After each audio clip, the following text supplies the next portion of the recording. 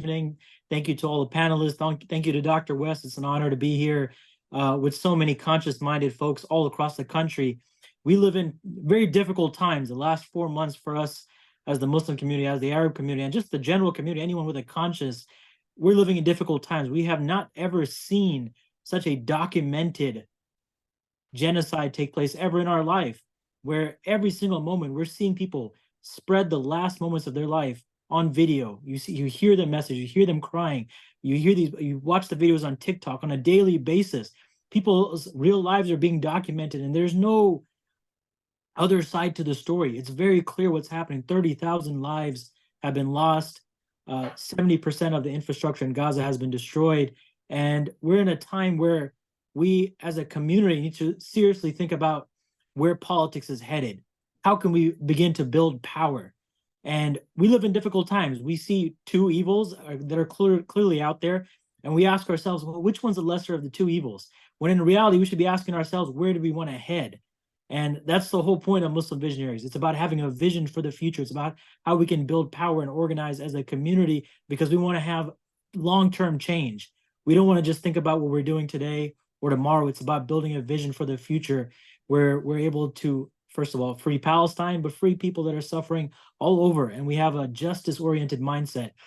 And when you're in difficult times and you're trying to understand yourself and understand society, the people that guide us in all times are of two, or maybe one and the same. They're the educators and the philosophers. All ancient wisdom will consistently tell us and teach us that when we're in difficult times, go to the philosophers, because the philosophers will give us insight into what the future will look like. And thank God we have someone conscious who's been working in this space for, I don't even know, 6 decades, 5 decades, and has been a conscious voice for the truth on this issue since the very beginning. And I don't have anything else left to say besides I want to bring up Dr. Cornel West to give us his insight. My dear brother, I want to thank you for those kind words, and it's a blessing to set eyes on you once again. We had a wonderful time in LA, another wonderful time at Orange County. Of course, I want to always salute Sister Madeline and Sister Kiana, two visionary and courageous leaders I'm very, very blessed to work with. My prayers are always for his brother Edwin. He has a precious little daughter, Valerie. She's only a few weeks old. Benicio, Valerie's his wife, who gave birth to Benicio, little son, but he's only 2 weeks old. So we want to keep him in our thoughts and prayers, all three of them. But I want to thank each and every one of you for taking this time out. This I think is so crucial, because we live in such a pivotal moment in history. The level of barbarity, I would say bestiality, but that's being too kind to the beast. Lions and tigers and others don't engage in the kind of gratuitous violence that we see right now in Gaza. And we know there's the history of genocides throughout the history of the species. But as my dear brother said, to see it before our very eyes ought to awaken in us larger visions of integrity and honesty and courage, larger visions of what it means for people to actually have their dignity affirmed rather than violated, their humanity affirmed rather than called into question. That I come from a Black folk who've known, we've been on intimate terms with being terrorized, intimate terms with being traumatized, intimate terms of being hated. And so when I reflect on what has gone into me, what has been poured into me by the folk that love me, I'm talking about Irene and Cliff, Shiloh Baptist Church, Black Panther Party, Martin King, Malcolm X, Ida B. Wells. I can go on and on and on, back to Sojourner Truth and Harriet Tubman. These are not just names. These are love warriors of the highest level and freedom fighters of the highest level, wounded healers of the highest level. Now, it's very kind of you, Brother Boss, mentioned me being a philosopher, Philo Sophia, lover of wisdom. Now, if you can have a lover of wisdom who's also a warrior of love and justice, then you got a combination, you see. And that's very much what I've always aspired to. You know, how do you link the life of the mind and life of spirit and the life of struggle that's grounded in a love and justice? And I come out of a revolutionary Christian tradition through Shiloh Baptist Church and Reverend King and Fannie Lou Hamer, meaning what? meaning that you really begin with spreading that loving kindness, spreading that hesed in Hebrew scripture to orphan and widow, the fatherless and motherless, the subjugated and persecuted and degraded and desecrated, so that the oppressed folk do have a priority, the least of these in the 25th chapter of Matthew. What you do to the prisoners, to those in the hood, the reservation, to those who are being under occupation, domination, no matter who they are. All human beings made in the image and likeness of an almighty God. But that's my particular tradition. Now I got a lot of comrades who are Buddhists, like bell hooks. I got comrades who are Jewish. I've got comrades who are Muslims. I have comrades who are Hindus and so forth. But all of us can come together on a common ground. I got a lot of secular brothers and sisters who I love very deeply, but we still come together on what? Quest for truth, justice, and love, compassion, care, concern for others. And it's very sad to see the genocide in real time and the cowardliness of so many of our politicians, the cowardliness so many of our leaders, so many of our religious spokespersons. They're running around scared, intimidated, afraid of speaking the truth. And at this particular moment, if you can't speak an unequivocal truth that connects what's going on in Gaza, what goes on here in Harlem. I'm looking at Harlem right now on 123rd Street where I live, out south side of Chicago, or East LA with Latinos, or poor white brothers and sisters in Appalachia, or immigrants on the border who's still being dehumanized day in and day out and being scapegoated day in and day out, or workers. I just met with Brother Chris Smalls, workers who are being pushed aside, trying to come to terms with Amazon. We can go on and on and on. That I am simply running based on a call that I received 55, 60 years ago, which is simply to be true to a quest for truth, justice, and love. And it spills over now in electoral politics, but I've been trying to do it for 55 years in the classroom, in the cells, in the jail, on the corner, church, mosque, temple. And I'm a hang loose kind of Christian, so I spend time in the nightclub too. So I've been trying to do it in the nightclub with the music. Appreciate Most Def. Most Def, my dear, dear brother. And we've been able to spend some good time together. I know his mother passed, and I called him up, and we had prayer together. He was in South Africa at the time. He's a Muslim brother. I love that brother intensely. But most importantly, I try to embrace my witness, embrace my work with humanity at its deepest level, but very mindful of just how cold and cruel the world can be. And that's what we're seeing in Gaza. Now it's true, you know, Sudan, and we got all kind of atrocities going on around the world. But right now, for me, the real litmus test of any serious leadership is telling the truth about our precious Palestinian brothers and sisters undergoing this genocidal assault and ethnic cleansing, living under apartheid, and yet still can't get most of our politicians to say a mumbling word, let alone those running for president for the most part. Let me stop there. I don't want to go on and on here, though, but was that enough time, or did it go too long or too short?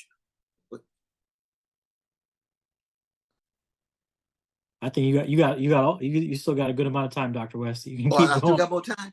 Oh, yeah, okay. Still got time. That's good, because I don't want to take time. I want to be able to learn and listen. I mean, as we approach this election, I think it's very important to keep in mind that the corporate media has posed this as a choice between a bona fide gangster named Trump, who's leading the country towards Civil War II, and a bona fide militarist, Biden, who's leading the world toward World War III. And the question becomes, how in God's heaven do you choose between Civil War II and World War III? It reminds me of Frederick Douglass in the 1850s.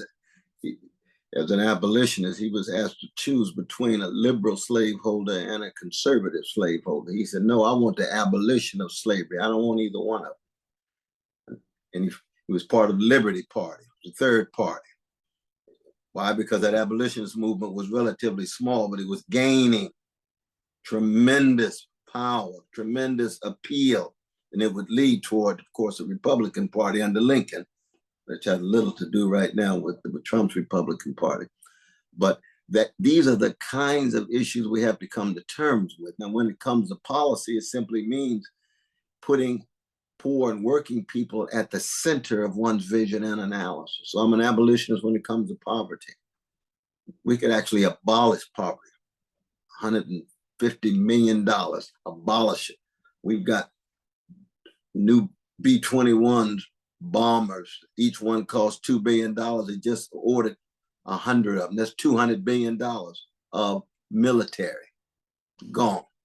Limitless, no accountability vis-a-vis the Pentagon. But when it comes to poverty, when it comes to quality education, of course, I want free education. I want free medical health care, kind of thing Brother Bernie was talking about over and over again, single payer health care.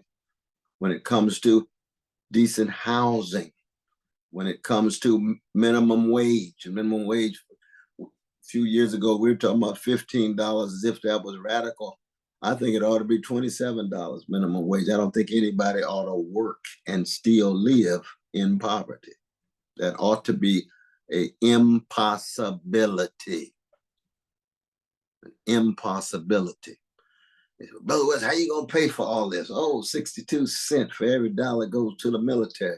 What happens when you disinvest from the 800 military units around the world and 130 special operations of U.S. forces in 130 countries? What happens when you disinvest in military and invest in people and satisfying their social needs? We've got a whole lot of money. We've spent $8 trillion on wars in the last 20 years. Can you imagine what half of that would have been in terms of dealing with our situation of homeless, poor children? And in the Black community on the chocolate side, 37% of children live in poverty in the richest nation in the history of the world. That is spiritually sick. Where's the voices? Where's the movement? And then the grotesque wealth inequality. 3 individuals have wealth equivalent to 50% of US population.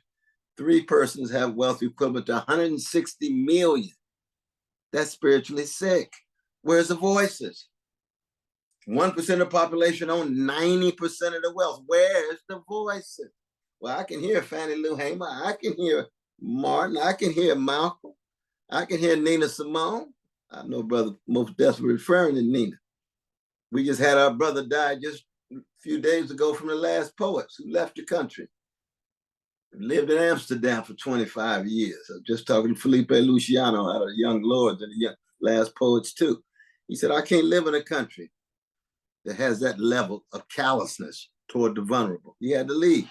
Now, some of y'all too young remember the Last Poets, but I tell you, when I was coming along, Last Poets had it going on. Those brothers were speaking some serious truth. I'll never forget them. A lot of these hip hop artists, they know who the Last Poets are because they opened the door. They were pioneers and path blazers. Well, you see, for me, in running for president, I always want to connect the spiritual and the social. I always want to connect the personal and the political. I always want to connect the musical and the artistic with the moral and the communal.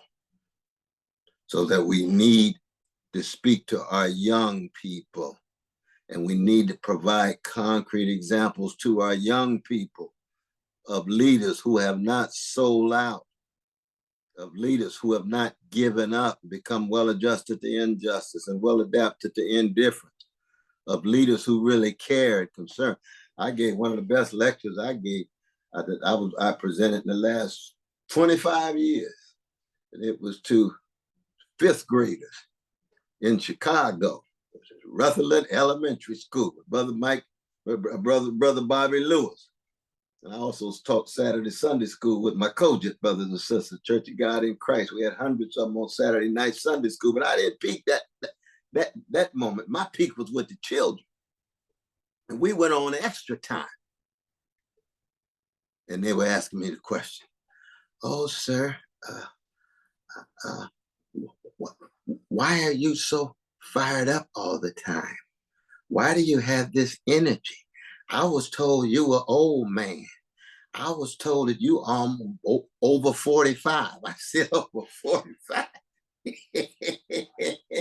Ooh, precious, precious one.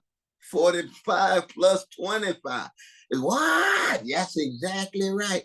But I try to keep my heart young. How come? Because when your heart is on fire, when your heart is true to your calling, when your heart is still listening to Curtis Mayfield and Phyllis Hyman and Gladys Knight and the Pips and Little Dramatics and the Delphonics, that you still got a flow that connects with other souls and other hearts, and to the degree to which we can touch those young folk means we got some real potential in this campaign. Because if we can touch them, we can touch anybody among our citizenry.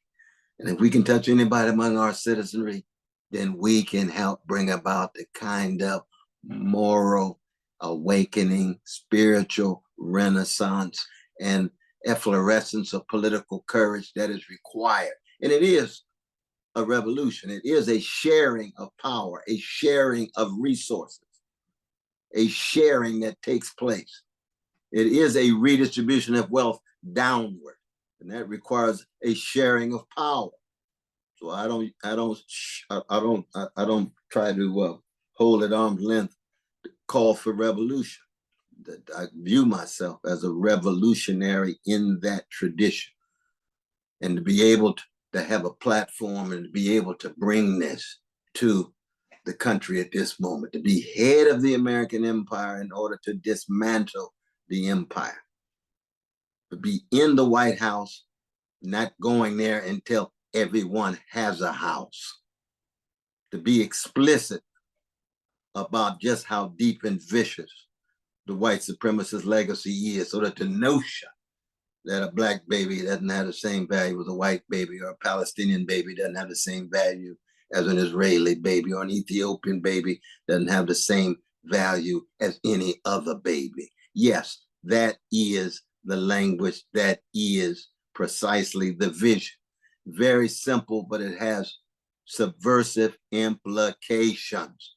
Because if you really believe that, then it's hard, Brother Abbas, to watch those pictures, man.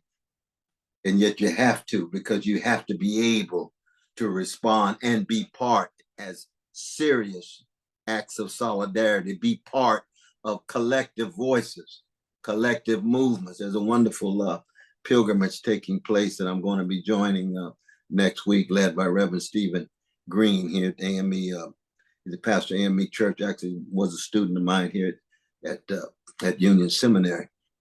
And they're marching from Philadelphia to the White House, primarily Black preachers, trying to get the Black church to wake up, trying to get the Black church to find its moral compass once again and straighten its back. You see.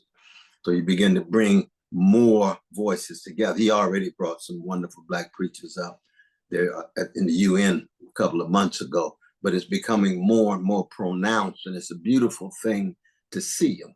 And of course, we've seen this among our young Jewish brothers and sisters, if not now, Jewish Voices for Peace. We've seen it more and more among our Latino brothers and sisters. Our indigenous brothers and sisters have been strong in their voices, though a lot of times not as visible in the mainstream. So I'm just so glad that I could be one voice among others in this national woke, national awakening, national coming together and gathering that we have. And I just invite each and every one of you to get on board this love train, get on board this justice train, get on board this truth train. And I don't believe that any of us have a monopoly on the truth, a monopoly on love, or monopoly on justice, but we can be in quest of it. And we're stronger when we are together. There's no doubt about that. So maybe I should stop there, my dear brother.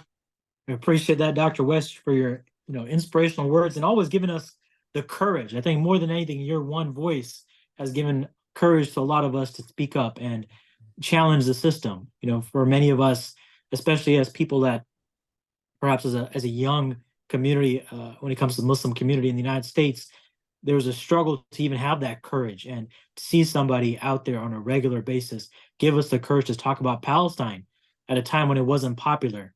It opens a lot of doors. We are in the month of February. We are in Black History Month, and we do want to spend some time learning from the legacy of the great people within our community and have a discussion about it.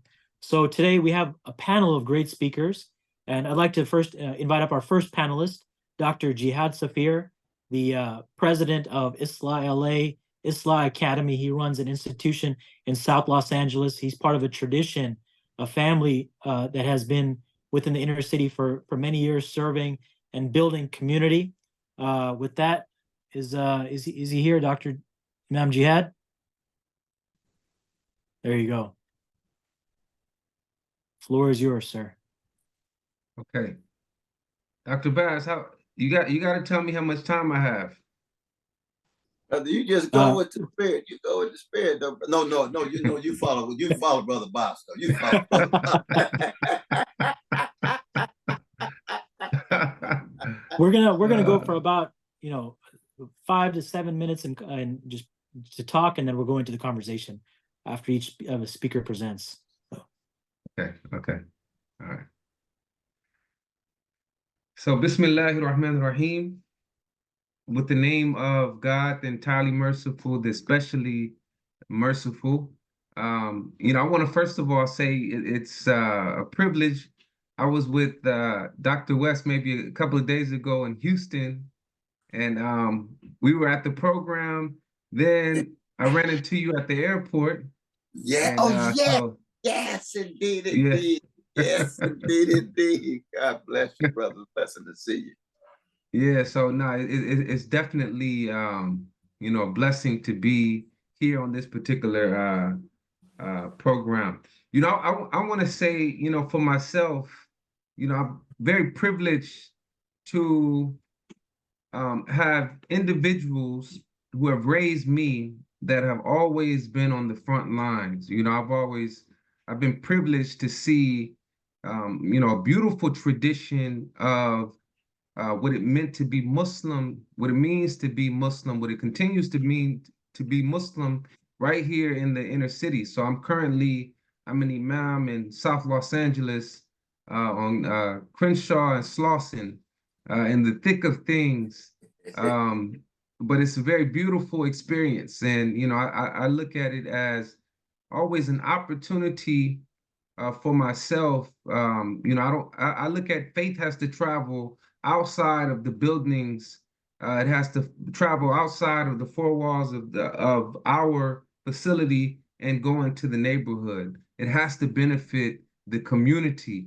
The tradition of Islam within the inner city. I grew up in a time where you had the prevalence of gang violence. I'll never forget, being asked the question on several occasions, where are you from? And that doesn't mean your place of origin. That means your neighborhood. And I had the privilege of being able to tell people I'm Muslim. And what that meant is that people have, social clout. They have done enough in the neighborhood to have the reputation that is off limits because of the beautiful deeds of helping and being there for people, of being peacemakers in the community, that the Muslim life hopefully remains off limits, at least in the inner city, because of the work of my uncles and aunties. And so the tradition, I just want to just take it back in regards to just reminding us of the Muslim, footprint right here in the United States of America. And I would definitely say that Muslims have always been here. Those who were victimized by this brutal, vicious institution of chattel slavery, Many of them, were Muslims. Some say up to, 30%. They're being removed from lands in which Islam was well established. You have, for example, the historian al-Bakri, when he was able to experience Islam in West Africa, in Ghana in the 11th century, he mentioned that he was able to encounter 12 mosques that had also imams and prayer callers. Another, Ibn Battuta, he visited Mali in the 14th century, and he was amazed. At that time, Islam had been in West Africa for 300 years. So people were removed from West Africa. They perhaps had no idea that they were bringing over Muslims. And, at one point, Islam, uh, uh, you know, as what they thought, it disappeared. No, the seed had already been planted. The seed already been planted, and it was waiting for the right conditions in order to sprout. So you had, for example, in the 30s, even a little bit before that, you have the Moorish Science Temple of America. The Islam and the belief system doesn't exactly resemble, our belief system in this day and time, but these are the fathers and our mothers who were standing on their shoulders. My father, he came in through, I have uncles that came in through the Moorish Science Temple of America. And my father, he came in through the Nation of Islam, and he was under Elijah Muhammad. And of course, he would make a transition into a mainstream body of Muslims in 1975. However, the beautiful tradition of just, what they would term Black religion was very helpful in regards to setting the path that we are on right now. I can't separate my Islam from feeding people, right? I can't separate my Islam from bringing peace in between individuals who may have a conflict in the neighborhood. I can't just pray in a building and forget about the person who is in need outside of the building. I don't want people in the neighborhood looking at the mosque as something that is mysterious and we have no idea what's taking place. So we get outside in the community and we serve the people. And in this day and time, we know that it's important. We have to serve the people. And also, I can't separate Islam from what Malcolm X brought in regards to his internationalism, him making sure that there was no division between the people who were oppressed, say, in the Congo, and the people who were oppressed in America, right? The same people who are occupying people in other parts of the world. Also, we have people right in our neighborhoods, in the hoods, who are also experiencing occupation, right? So what I hear Dr. Cornel West and also the people, as he's mentioning the Malcolms, the Martins, right? He's mentioning the Nina Simones and those who understood that if people are oppressed in Palestine, right, our hearts hurts, our hearts must feel it, right? We can't just only be concerned with the people who we see, who we are able to touch and feel, who look like us. No, if a human being is hurting in any part of the world, we should be concerned. We look at the people in Palestine right now and what they're going through, this brutal genocide. We should all be concerned. This should all connect to our humanity. And then also in the Congo, the people, what they're going through in Sudan. And this is the type of Islam that I was fortunate to be a student of as the son of my father and also the nephew of my uncles and aunties who were Muslims, but they always were concerned, is the faith traveling outside of this building, that our prayer must extend to supporting the oppressed all around the world. So I'm grateful to be a part of this panel, and I would definitely say that if our choices now, like Dr. West said, is either civil war or world war, I don't want none of those choices. You know, we want the peacemakers. We want the people who are bringing peace. And it's definitely, we're grateful for Dr. Cornel West, and I'm grateful to be a part of this panel. And definitely, I would definitely say you have our support, and may God bless all of you all. May God bring peace to the people of Palestine and to the oppressed people all around the world. May God bless you all. Thank you, Imam Yeah. Jihad.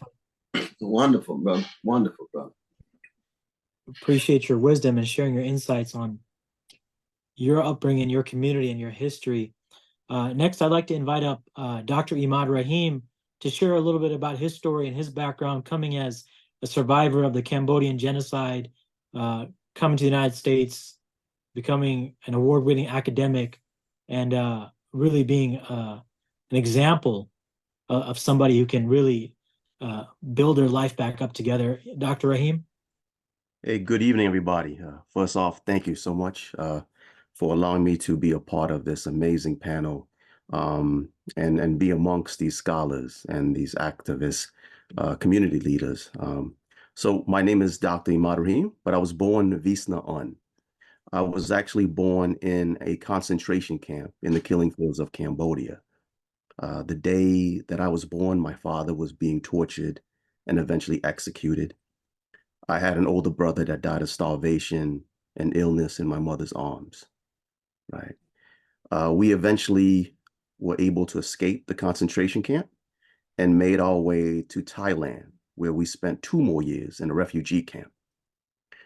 And I think sometimes we have this idea that refugee camps, is this, place that creates a level of security, right? A level of safety. But I can tell you from the stories of my mother that the refugee camp that we were in was almost as bad as the concentration camp, right? People were being taken advantage of. Men would leave for work and never come back. Children and women would disappear in the middle of the night. And it took us, like I said, another 2 years of living in this refugee camp until we were sponsored to come to America, right? And I think that's the idea that we promote, that we sell. Like we get this ticket and we come to America and everything comes out perfect, right? This is the solution. This is the answer. But we, when it comes to the refugee story, we don't get placed, in the suburbs, right? We don't get placed in middle class communities. My family got placed in Brooklyn, New York in the 80s, right? This is Brooklyn, New York before there were co-ops, right? This was, Beyonce and Jay-Z didn't have a condo in the Brooklyn I grew up in, right? This is Sunset Park, Brooklyn in the 80s when the Latin Kings basically controlled the territories. I grew up amongst Haitians, Dominicans, Puerto Ricans. And while we were divided based on language, ethnicity, culture, often they came together because there was a sense of community, right? And I remember being a kid at 61st Street where I lived during the summertime.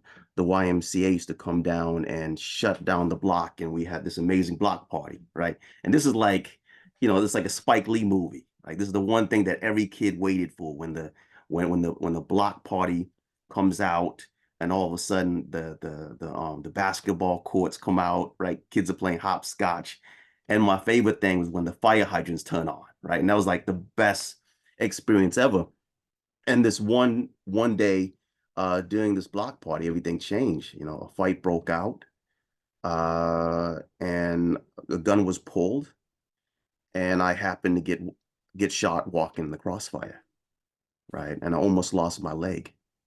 But this same community that had these language barriers, had these cultural differences, and sometimes were at odds, all of a sudden came together to save my life, right? So you had Puerto Ricans, Dominicans, Haitians, all of these community members that were fighting to save my life, right? This Cambodian kid that they didn't know, that they know, that they only know that their job that day was to save my life, right? And eventually we made our way to Syracuse, New York, because Brooklyn was not a place that my mother felt that we would survive. And we ended up in Syracuse, New York, which was even more segregated, but instead of by boroughs, we were segregated by neighborhoods. We were now segregated by Little Italy. We were segregated by, Irish towns. We were segregated by, by the police and all these other barriers, right? But one thing that I've noticed in these communities, at least amongst the Black community, was the Muslims. Like, the Muslims stood out, right? The Muslims were up in front in regards to providing services, providing food pantries, providing clothing and school supplies. And those things intrigued me, right? Those things got me curious, right? And I remember being this kid out of high school, and I went to the local bodega, right? And I was trying to get something to eat. And I noticed the place was empty.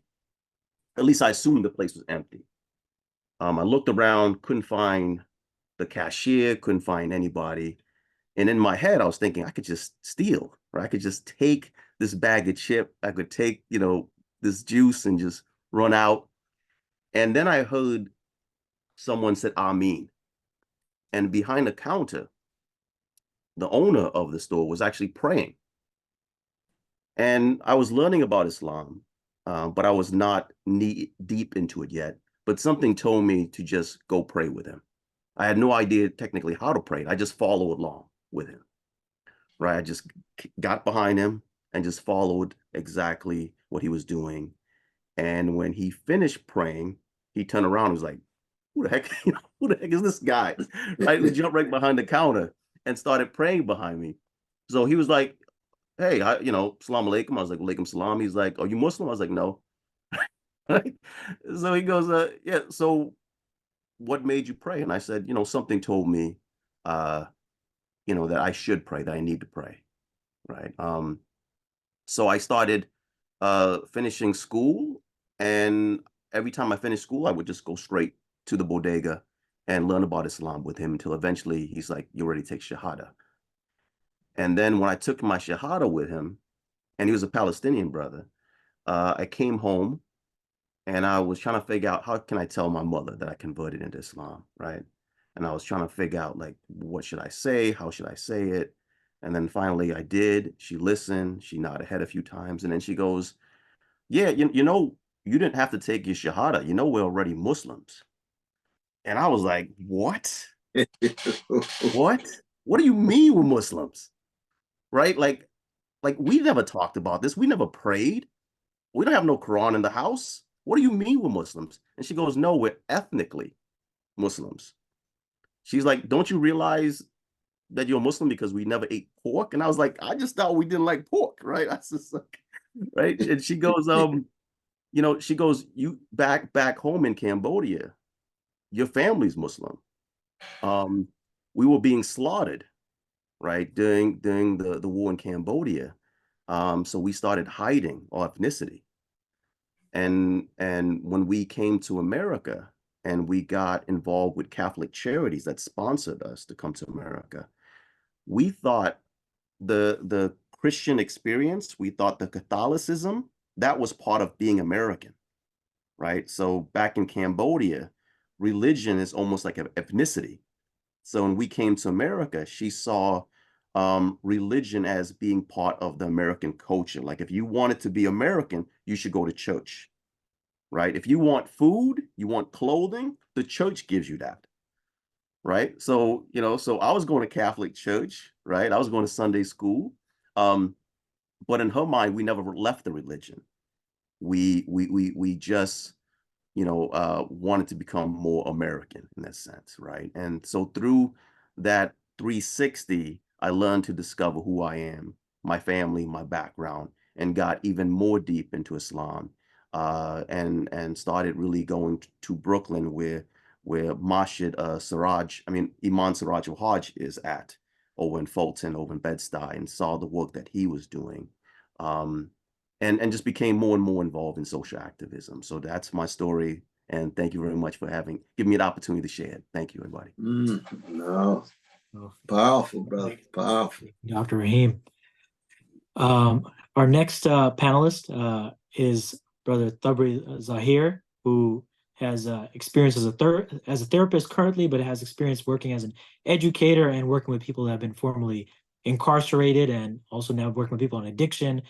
He's going to speak a little bit about his story and also the importance of self-refinement in a community.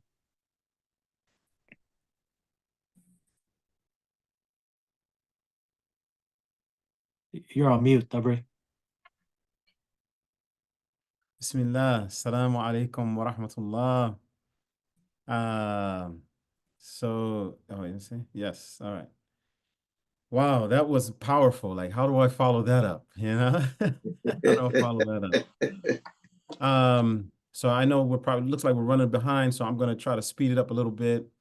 Number one, I'm going to say that probably the most important factor that informs my work, which I'll talk about in a second, is that my great-grandfather was one of the survivors of Greenwood, which is one of the suburbs of Tulsa, Oklahoma, in 1921, when over 300 African Americans were killed in that suburb due to a race riot. And from that, my family, my great-grandfather relocated to Los Angeles. And so here we are. My father embraced Islam in the late 1960s or the early 1970s. And I've been hearing about, social work, social services, human service my entire life. So professionally, yes, I am a therapist. And I work with, a lot of people, especially the youth. I'm also a chaplain at UCLA.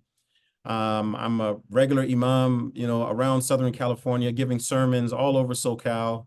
I'm a counselor, an advisor, a mentor of the youth, et cetera, et cetera.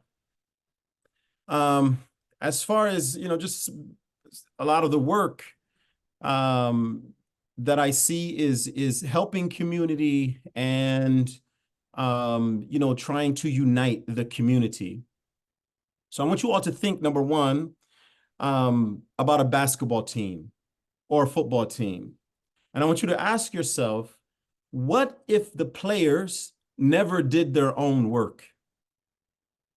We want people to come together as a team, but it is the responsibility of every individual to do a certain amount of work on their own. So first and foremost, there must be leadership. Like Dr. West very brilliantly explained to us, there must be leadership.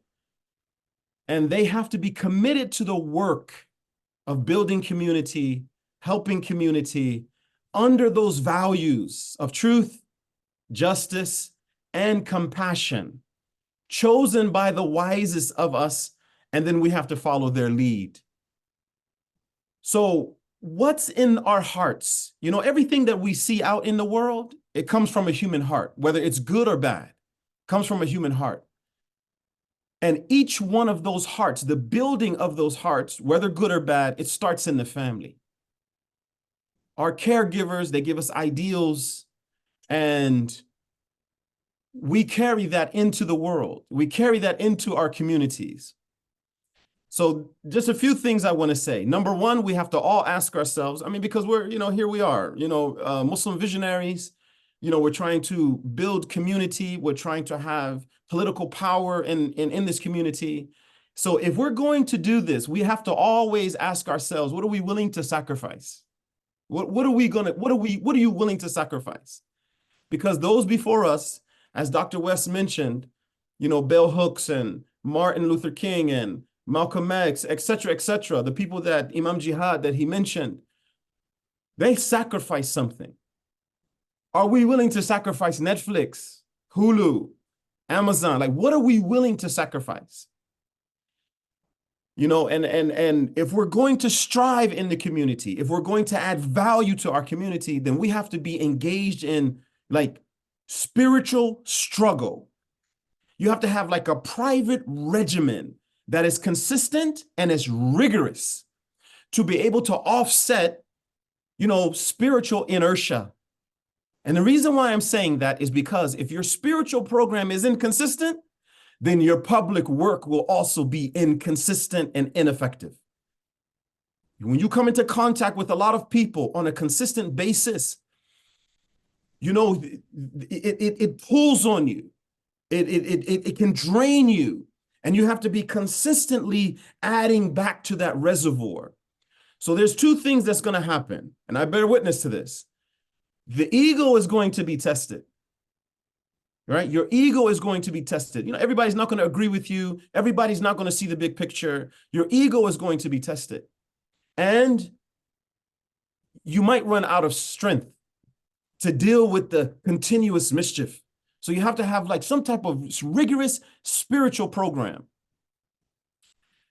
And lastly, I would like to say that, you know, one of the pitfalls of the time that we're living in right now is that I see that the greatest distraction to doing this spiritual work is that we are working on the perception of ourselves instead of actually working on ourselves, right? And I can say this, you know, I see at least 30 people a week, you know, and you know, the job of the therapist is to help, you know, individuals see their true selves, right? It's like you're holding up a mirror. You know, you're trying to help them to see themselves. They have to become comfortable with themselves. They have to know the truth about themselves if they're going to change. All right. We want to help them to no longer be prisoners of their childhood, of their trauma, you know, of any abuse, et cetera, et cetera. But we have to actually do the work. We have to work on ourselves instead of the perception of ourselves. I would like to end by just saying, you know, I'm very, very grateful for Dr. West. I was at your presentation that you had when you were here in Southern California. I was very impressed. And like Imam Jihad said, yes, we do support you. We definitely support you. I had the honor of reading your book, Race Matters, a long, long time ago. And, you know, one of the things that really got me thinking was your analysis of Malcolm X. You know, you started asking questions about, you know, there were questions you were asking about Malcolm X that like I had never considered. And it just gave me, and I never forgot that, you know, and I really, really appreciate you for that. I'm sure you know exactly what I'm talking about. I would like to thank Muslim Visionaries, you know, Dr. Baz and Malik and, you know, everybody that's, you know, supporting this because, you know, this is something that's been talked about for a long time, you know, about, you know, getting politically active. And finally somebody's stepping up to the plate to do it. And there's a lot of work to be done. And I hope that we can all continue to support this. Thank you very much. Assalamu alaikum. Oh, wonderful, wonderful, my brother. Absolutely. Thank you so much to all the presenters and all the people that shared their wisdom. We have a little bit of time. I don't know, not too much time to get into the panel discussion, but we do have a couple of key questions that's on everyone's mind on, you know, politics, community, and all of that. So the first question, and I'll open the floor to anyone on the panel notice, is where can our community begin to build power outside of the political system? I think one of the challenges that we're facing right now is that we have this two-party system, the Democrats, the Republican, and people feel like to build power, they have to get onto a committee in the DNC or the RNC, and they got to climb their ladder up. But what is power, and how do you start building it within a community?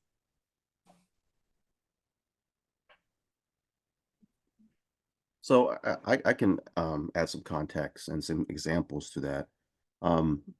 So in the last few years, Well, actually, for the last 8, 9 years, I've been serving on multiple nonprofit boards. And obviously, they do a lot of great work and provides a lot of access to supporting the community in a lot of meaningful ways. But me and my wife, in the last 3 years, we started looking at funding sources, like where's the money coming from, right? And who controls the money in regards to funding, community centers, after school programs, the things that help the community move forward.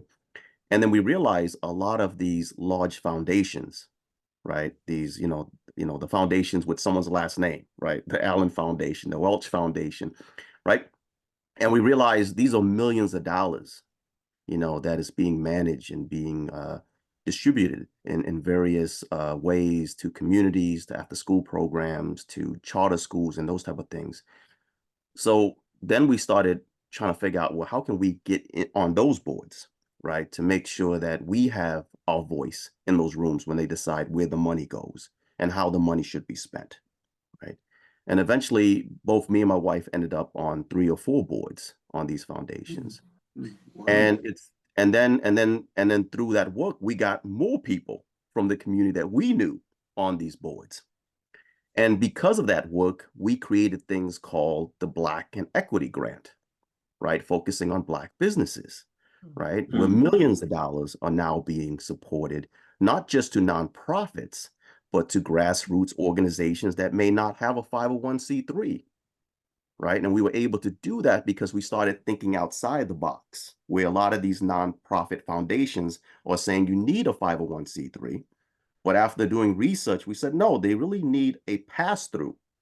Right. So if they work with a current nonprofit, a grassroots organization that does not have a 501c3 could get that money if they have a pass-through. And then we started supporting small businesses that normally would not get that money by way of a pass-through, right? But that requires us really thinking outside of the box, right? Because when we look at where a lot of this money goes, it goes to the same people, right? It goes to the same organization. Whether you look at New York City, LA, Atlanta, when you look at these these large, $500 million foundations, it's always going to the same museum. It's going to the same opera house, right? It's going to the same, big charter school with someone's last name on it. But in order for us to really look at power and shape power in a more meaningful way, we have to follow the money, right? At least that's what I've noticed. And through that, we've been able to change policy, change laws, influence the politicians, support grassroots movement, and I think we have to start local, right? And local really creates impact, right? And then impact can grow from local to national.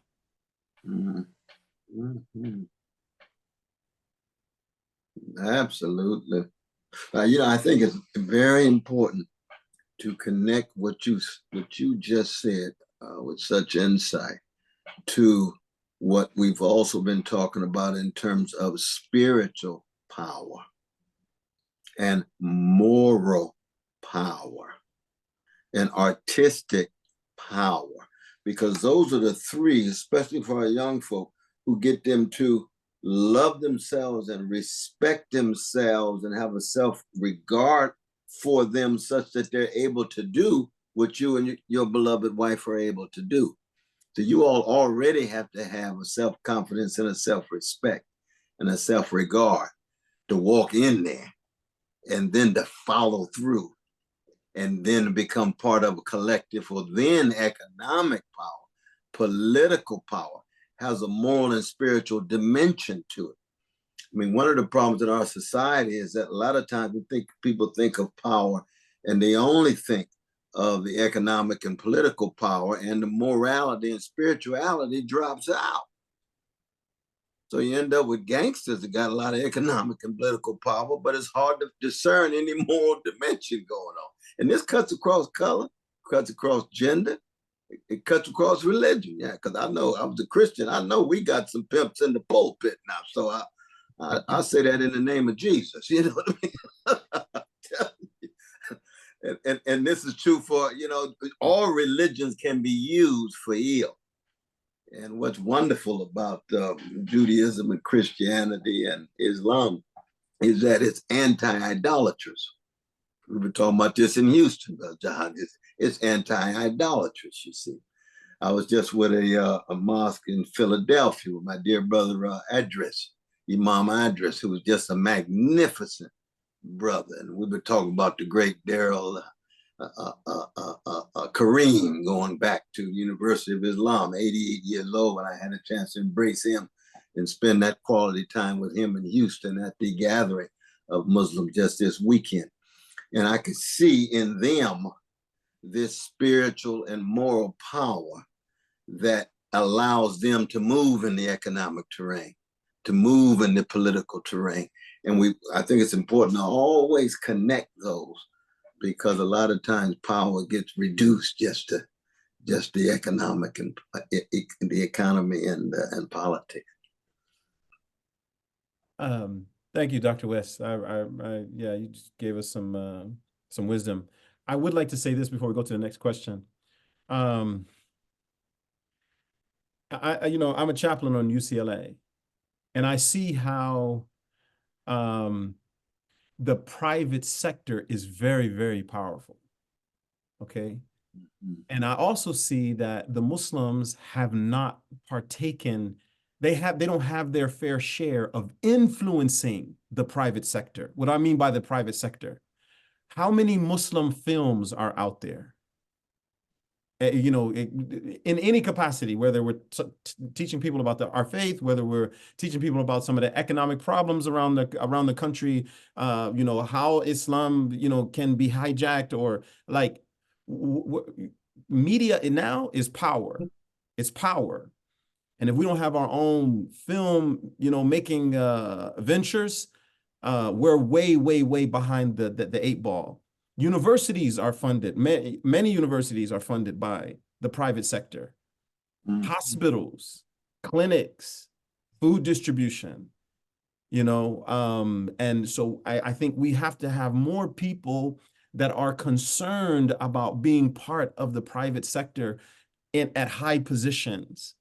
You know, like I said, I see how things are at UCLA, and I understand, you know, like we have to catch up. Dr. Emad, I would like to say, I did not know that you were part of that Black Equity Grant. My organization was a recipient of one of those grants. So, you know, beautiful. I didn't know that. So, yeah, thank you. Thank you very much. Beautiful. Thank you very much. I want to add, you know, the importance of education. You know, we'll be surprised, especially, you know, those who are challenged, you know, especially regarding social economic status, the misinformation that they may be receiving in regards to politics and political economy, anything surrounding politics. There's a lot of misinformation and a lot of ignorance. So I think education is essential. There was at one point, I know, in the Muslim community, in particular, the African-American Muslim community, there was a debate on, do we engage politically or not? Do we vote or not? And we will be surprised as this conversation is still taking place. And I think a lot of it is based off of, you know, ignorance. You know, a lot of it's based off of misinformation and not having access to those who have expertise in the political sector. So I think it's important. Education is important. Education is essential. And the other, we have a lot of people suffering from, you know, in regards to miseducation, they're getting conspiracy theories and so on and so forth, things that you can't prove. And it leads to this sort of powerlessness, this apathy and powerlessness, that I will never be able to change the system with my vote. My vote doesn't even count. I've heard things like the president is you know, selected, not elected. So there's a lot of misinformation, which leads to people not doing anything, not engaging the political system at all. And on the other hand, there's a lot of people that perhaps have entered into just negative psychological states from their current situation, whether it's poverty, whether it's they don't even uh, because life is so personalized, they're not really in touch with a community, no strong communal ties, that they are dealing with their personal day to day. I don't have time to vote. I don't have time to listen to this politician. I don't have time to engage the system because I'm trying to pay rent. I'm dealing with my personal family issues and so on and so forth. So there's a lot of things that may become barriers, and I would definitely say this thing of misinformation and miseducation. We need more education, and we need more community. Education and community, I think, are the essential keys. I think, to getting people more engaged in politics. Thank you, everyone, for those beautiful answers on building power. My last question for the evening, and I think it ties into what Imam Jihad just mentioned. This idea that it's too big, we can't change, the system is too gigantic, my vote doesn't count. But there's also an element of building and having a vision, but building piece by piece. And I think what happens is a lot of people get demotivated when they see this gigantic vision of what should happen, and they don't see that reality happening. So my question is, how can we keep people motivated for the long-term goals? Understand that there's going to be a vision, but they have to work through the process. And many people, they get defeated in the process, they get distracted. There's a lot of people that exploit people's emotions. And, I think just one example is a couple of years ago, Muslims were fed up with Trump. He has the Muslim ban. We're done with him. He is the greatest enemy. We need to go all in on Biden, and Biden is our guy.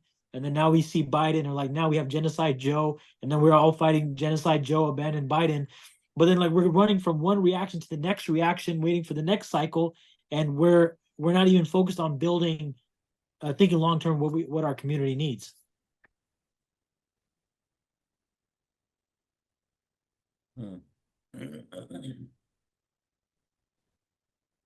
Anyone want to take that question first? How do you keep people motivated for the long term? We need trustworthy politicians. People, I think we're walking around heartbroken. We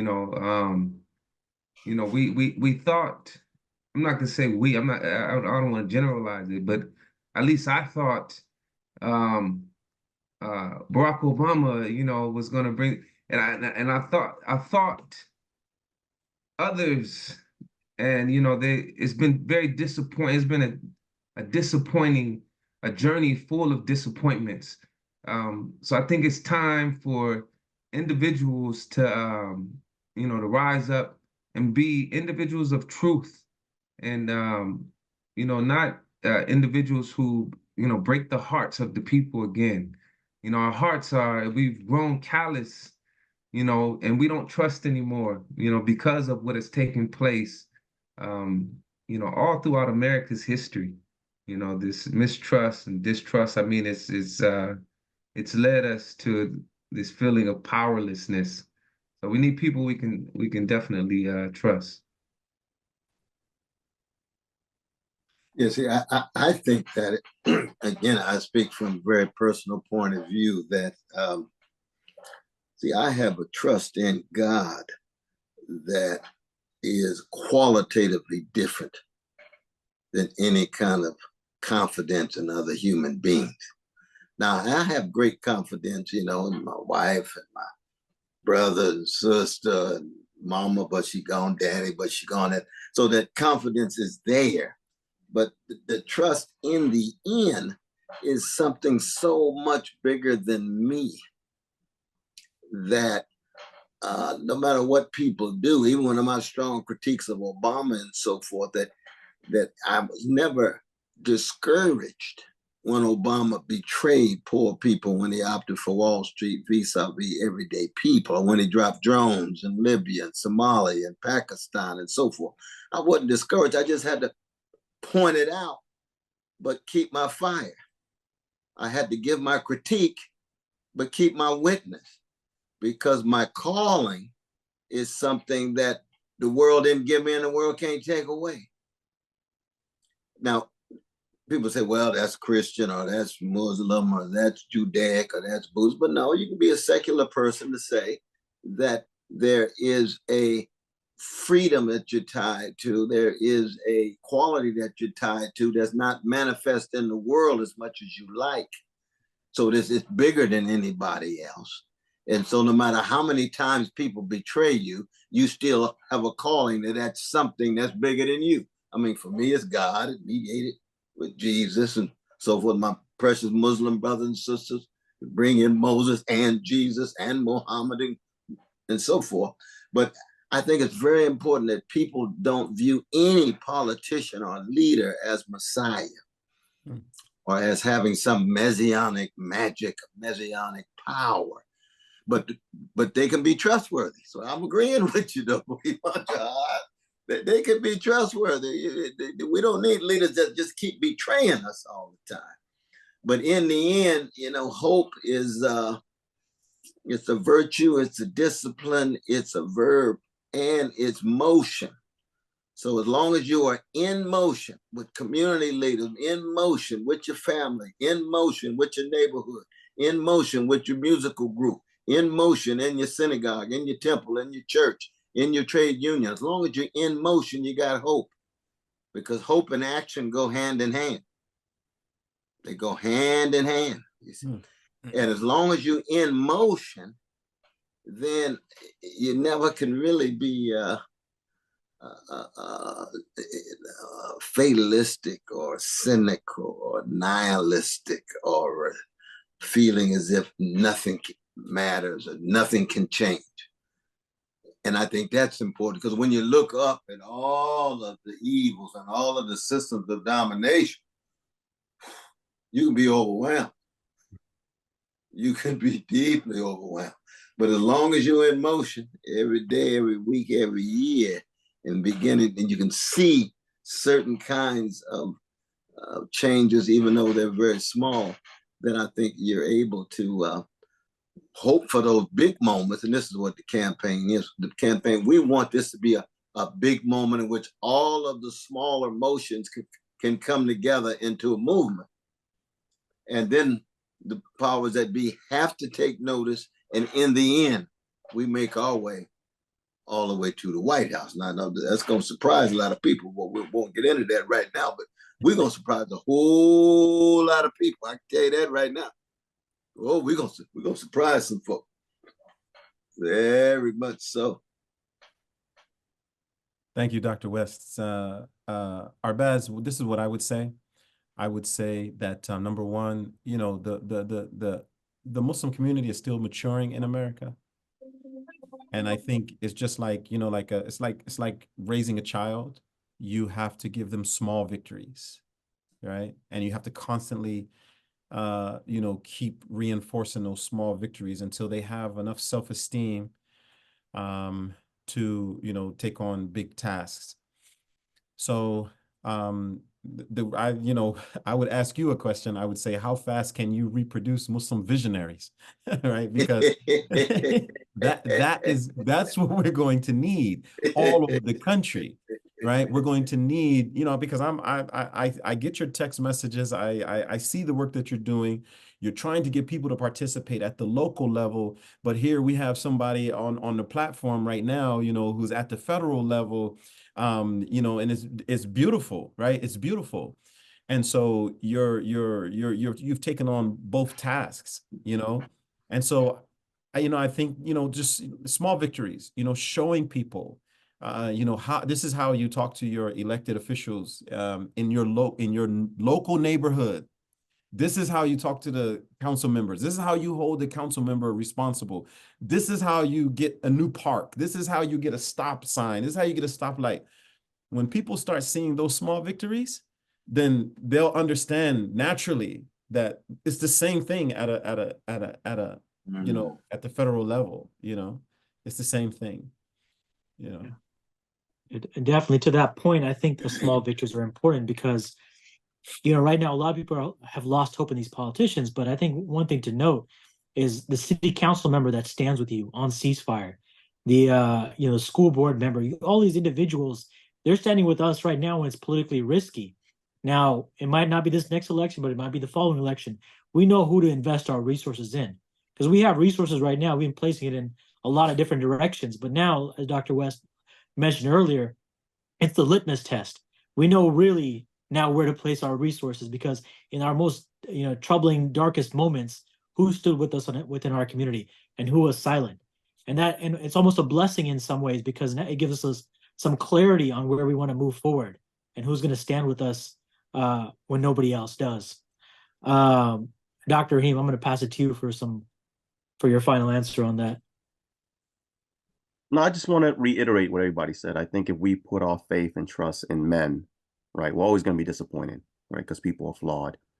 But I think when we focus on the movement, right, when we focus on the transformational change that we're trying to create, that's where the power exists, right? So my faith, my passion is always on the work itself. It's not on the people that is pushing the work forward because people will change, right? People will move out of those positions, right? But the issues will still be on the table, and we have to focus on the solutions, you know, to counteract the issues that we are facing, right? And figure out, you know, how to move things forward, how to create transformational change. We have to think about the youth, right? Because anything that we create now will impact our children and our grandchildren going forward. So I always say that, you know, don't focus on people, but focus on the work at hand. Absolutely. Absolutely. So thank you so much to all the panelists for sharing their insights and their stories. And, you know, I hope we all can connect in person at some point. I have a mission. I want to bring Dr. West to South LA to spend some time with Imam Jihad. So we'll try to make that happen at some point. Sounds good to me. That sounds good to me. Good at that. I hope I get a chance to meet all. I see Sister Sharon out there, and Brother Hussam out there, and Brother Allen. I hope I get Brother. Before we close, so Madeline, do you want to? Madeline has some action steps for all of us, so we can to talk about the campaign and how they're organizing. Dr. West, do you want to say some closing words before we pass to Madeline, or Madeline, do you want to go into the presentation and end off there? No, I think you can go straight to Madeline. I just want to say I'm blessed to be here, and this was a marvelous conversation. I was instructed, I was inspired, and I want to thank each and every one of you, all of you who've been here.